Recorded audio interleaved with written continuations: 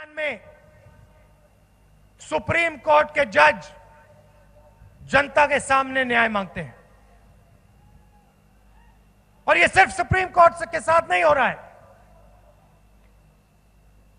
जहां भी आप देखें हिंदुस्तान की संस्थाओं पर, इंस्टीट्यूशंस पर आक्रमण चालू है।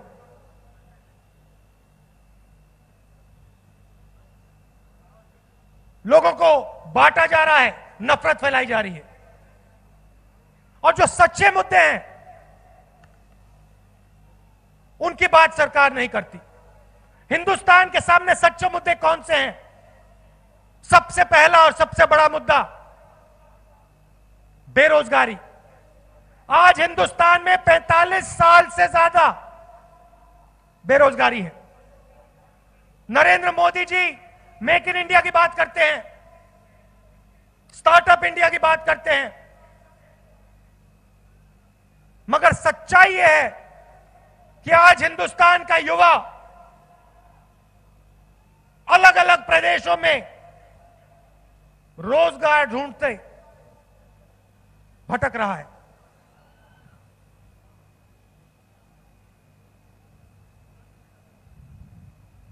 $450 युवाओं को 24 घंटे में नरेंद्र मोदी जी की सरकार रोजगार देती है।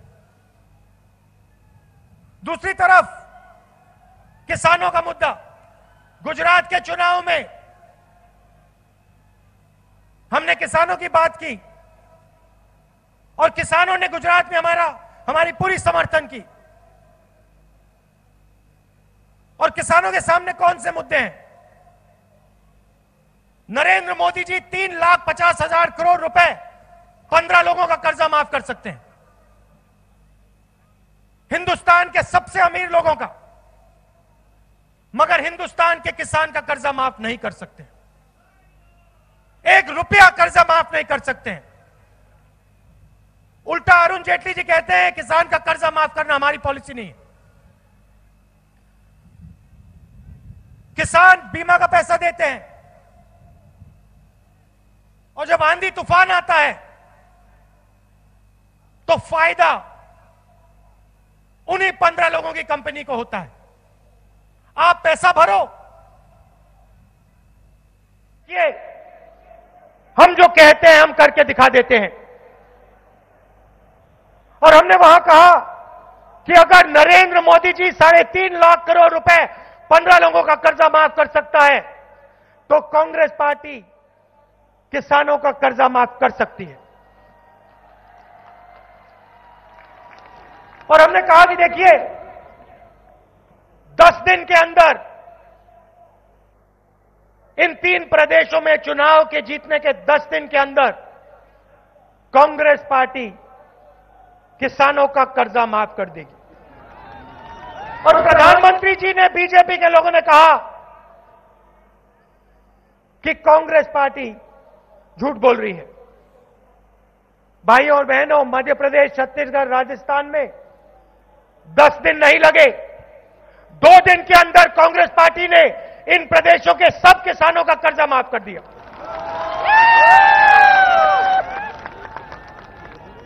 और मुझे दुख होता है कि गुजरात के किसानों का कर्जा हम माफ नहीं कर पाए, क्योंकि मैं जानता हूं कि आपको भी जरूरत है। नरेंद्र मोदी जी ने नोटबंदी की,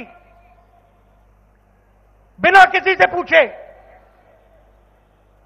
8 बजे रात को अनाउंसमेंट करते हैं कि 500 रुपए का, 1000 रुपए का नोट रद्दी हो रहा है। और गुजरात का जो एंटरप्रेन्योरियल स्पिरिट है, जो इनोवेटिव स्पिरिट है, गुजरात के छोटे दुकानदार, स्मॉल और मीडियम साइज बिजनेस, जो आपकी रीढ़ की हड्डी है, उस रीढ़ की हड्डी को एक दिन में नरेंद्र मोदी ने तोड़ दिया।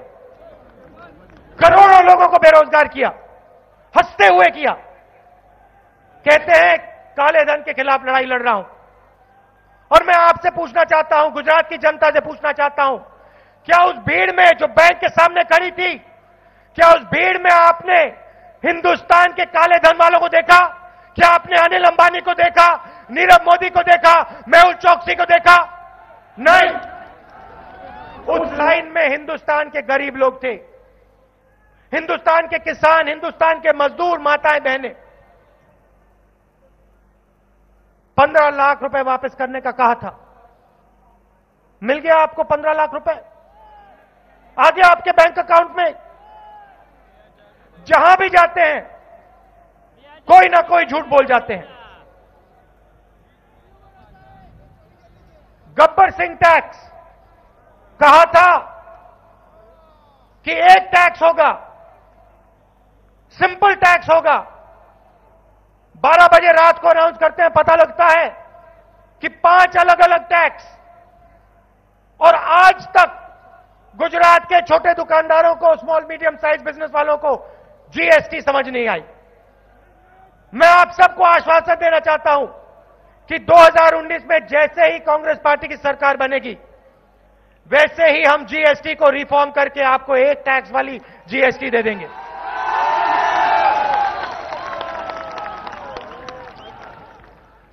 मगर नरेंद्र मोदी जी सच्चे मुद्दों की बात नहीं करना चाहते।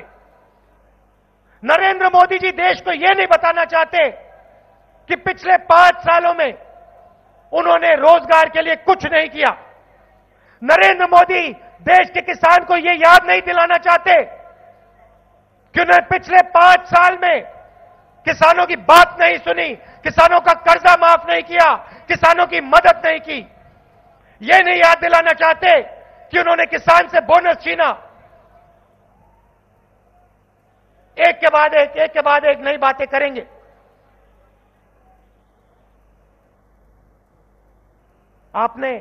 आपको याद होगा 2014 के चुनाव में प्रधानमंत्री मत बनाओ, चौकीदार बनाओ। ये देखिए मैंने चौकीदार शब्द बोला।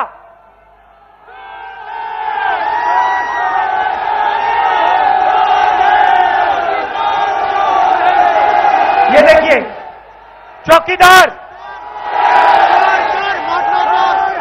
तो अब कुछ और बोलने की जरूरत नहीं होती, सिर्फ चौकीदार जवाब मिलता है।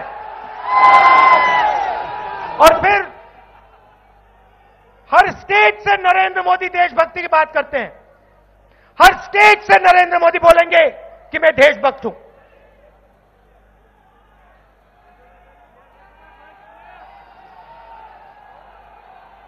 राफेल हवाई जहाज,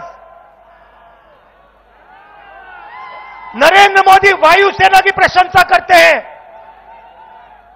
मगर नरेंद्र मोदी देश को यह नहीं बताते हैं कि उन्हीं पायलट्स और उसी वायुसेना के जेब में से नरेंद्र मोदी ने 30,000 करोड़ रुपए चोरी करके अनिल अंबानी के जेब में डाला है।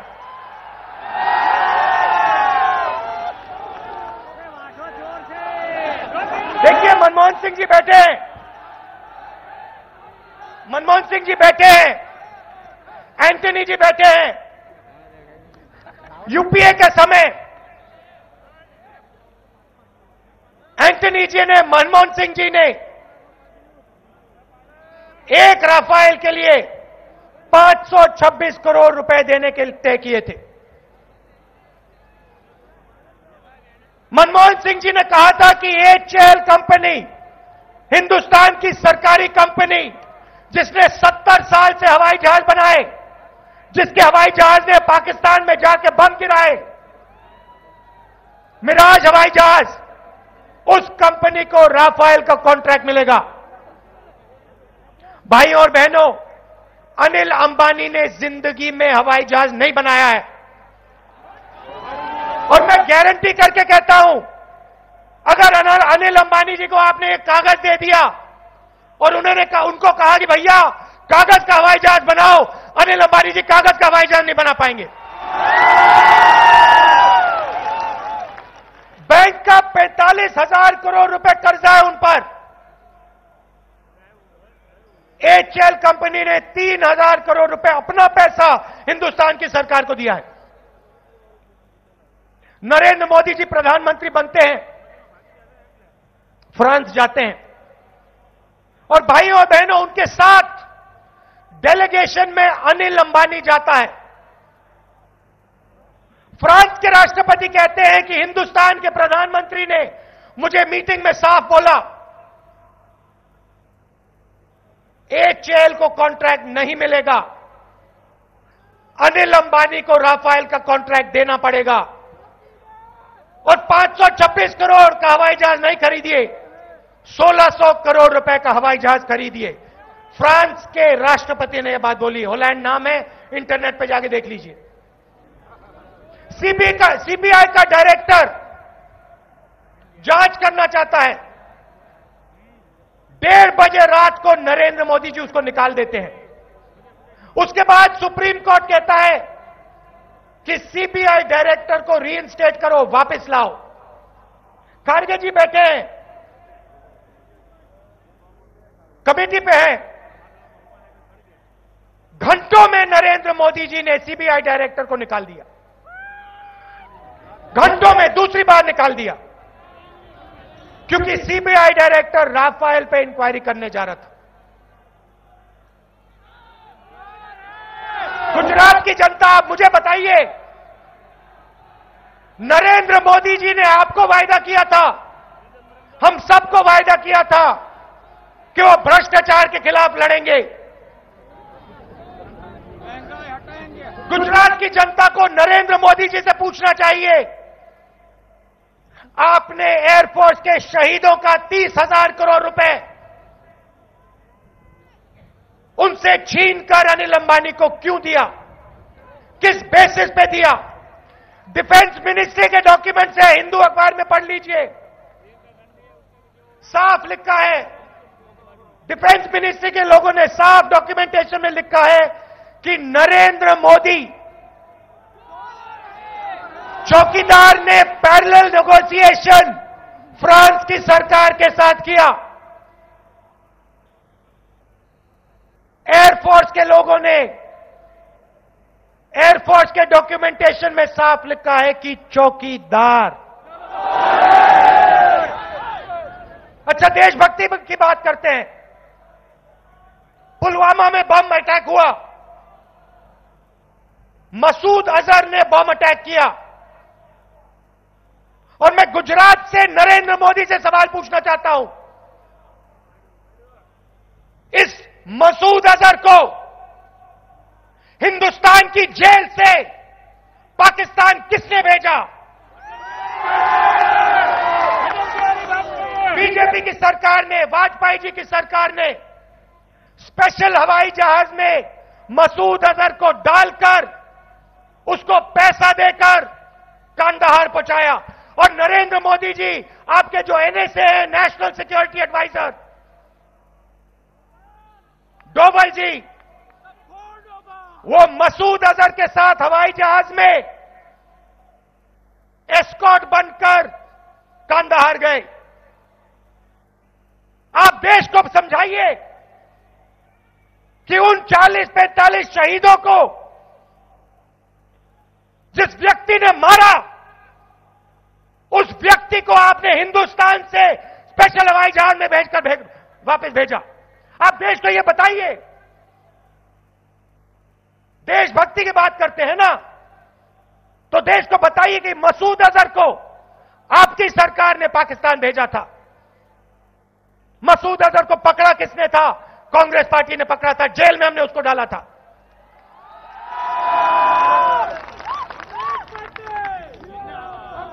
पंद्रह लोगों को हिंदुस्तान का पूरा धन।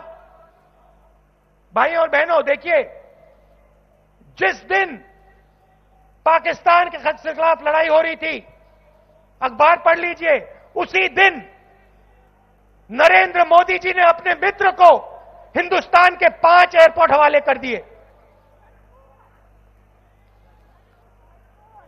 2 हिंदुस्तान बनाना चाहते हैं।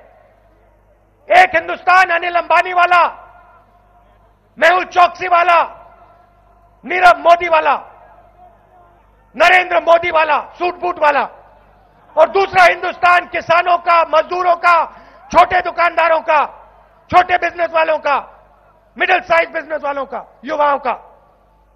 उनके लिए लाखों करोड़ रुपए, उनके लिए कर्जा माफ, उनके लिए प्राइवेट हवाई जहाज, एयरपोर्ट, पोर्ट जो चाहिए, आपकी जमीन, जंगल, जल, जो भी उनको चाहिए, बिजली, और आपके लिए नोटबंदी, गब्बर सिंह टैक्स, आत्महत्या, आपके बच्चों को स्कूल जाना हो, कॉलेज जाना हो, जेब से लाखों रुपए पहले निकालो और उन्हीं 15 लोगों को दो। परिवार में कोई बीमार होगा, कैंसर होगा, कैट स्कैन की जरूरत, एमआरआई की जरूरत, प्राइवेट अस्पताल में जाओ और उन्हीं 15-20 लोगों को पहले 15 लाख 20 लाख रुपए दो, फिर एमआरआई कराओ, ऑपरेशन कराओ। ऐसा हिंदुस्तान हमें नहीं चाहिए और ऐसा हिंदुस्तान हम नहीं बनने देंगे, कुछ भी हो जाए।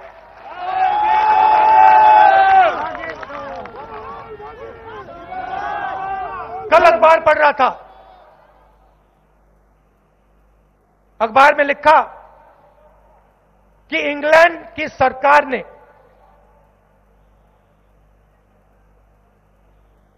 हिंदुस्तान की सरकार को मैसेज भेजा कि हमें आपसे थोड़ा इंफॉर्मेशन चाहिए, इंफॉर्मेशन भेजिए और हम नीरव मोदी को पकड़ के वापस हिंदुस्तान भेज देंगे। इंग्लैंड की सरकार कह रही है कि हिंदुस्तान की सरकार ने रिक्वेस्ट का जवाब नहीं दिया। प्रधानमंत्री नीरव मोदी को नीरव भाई कहते हैं, मेहुल चौकसी को मेहुल भाई कहते हैं, अनिल अंबानी को अनिल भाई कहते हैं, और ये सब लोग नरेंद्र मोदी की मार्केटिंग करते हैं। दिन भर आप इनको टीवी पे देखोगे, पैसा कहां से आता है मैं आपको बताता हूं। अनिल अंबानी, नीरव मोदी, मेहुल चौकसी, ललित मोदी, विजय माल्या, इन लोगों से पैसा आता है और दिन भर आपका पैसा लूटा जाता है। कांग्रेस पार्टी ने निर्णय ले लिया है 2019 में हम ऐतिहासिक काम करने जा रहे हैं। अगर नरेंद्र मोदी जी की सरकार 3.5 लाख करोड़ रुपए उनका माफ कर सकती है, अगर अमीर लोगों को वो पैसा दे सकते हैं, तो कांग्रेस पार्टी हिंदुस्तान के गरीब लोगों को, किसानों को, मजदूरों को, छोटे दुकानदारों को पैसा दे सकती है।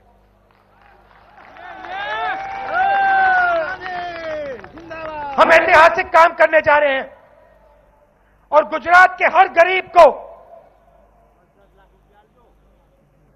मैं आश्वासन देना चाहता हूं, 2019 की सरकार बनेगी और मैं आपको बता रहा हूं, गारंटी करके कह रहा हूं, पूरे हिंदुस्तान में, हिंदुस्तान के हर प्रदेश में Congress party guaranteed minimum income लागू कर देगी। मतलब गारंटीड मिनिमम आमदनी हिंदुस्तान के हर नागरिक को कांग्रेस पार्टी डायरेक्ट सीधा बैंक अकाउंट में पैसा डाल देगी।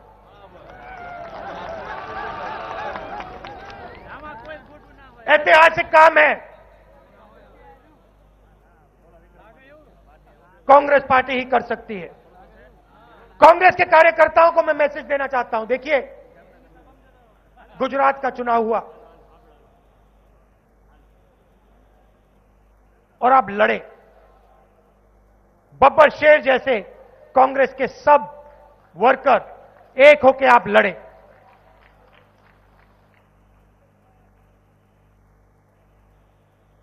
हर डिस्ट्रिक्ट में, हर ब्लॉक में कांग्रेस पार्टी लड़ी और बीजेपी के लोग बच के निकले। पता नहीं कैसे निकले, मगर बच के निकले। पूरा गुजरात जानता है। और कांग्रेस पार्टी के कार्यकर्ता ने यह काम किया। यह विचारधारा की लड़ाई है। एक तरफ नफरत गोडसे, दूसरी तरफ प्यार, महात्मा गांधी और गुजरात का इतिहास।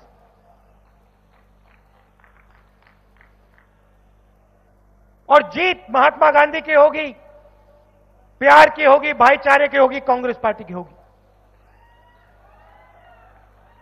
गुजरात की होगी।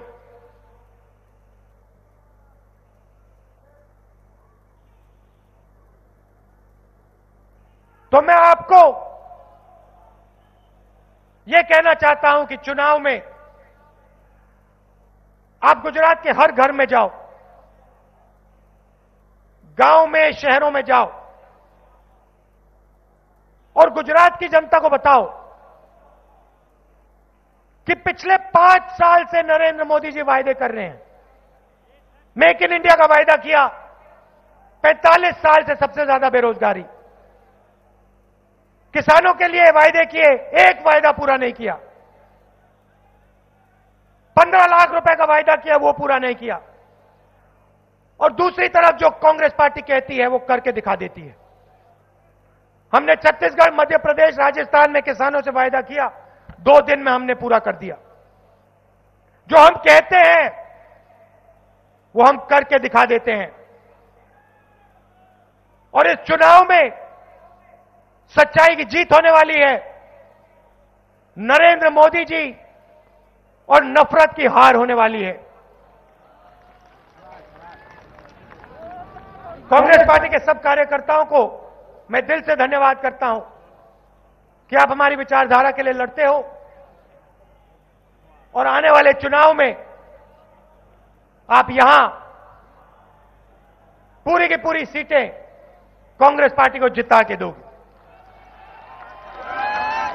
आप सबका दिल से बहुत बहुत धन्यवाद। नमस्कार, जय हिंद। વિનંતી કરીશ કોંગ્રેસ વિધાનસભા પક્ષના ઉપનેતા ભાઈ શૈલેષભાઈ પરમારને કે આભાર દર્શન કરે। આજની આ જનસંકલ્પ રેલીમાં ઉપસ્થિત આપણા રાષ્ટ્રીય અધ્યક્ષ સન્માન્ય શ્રી રાહુલજી, યુપીએના ચેરપર્સન સન્માન્ય શ્રી સોનિયાજી, પૂર્વ વડાપ્રધાન શ્રી મનમોહન સિંહજી, सन्मान्य प्रियंका जी, सन्मान्य खड़गे जी, सन्मान्य गुलाम नबी आजाद जी, सन्मान्य अहमद पटेल।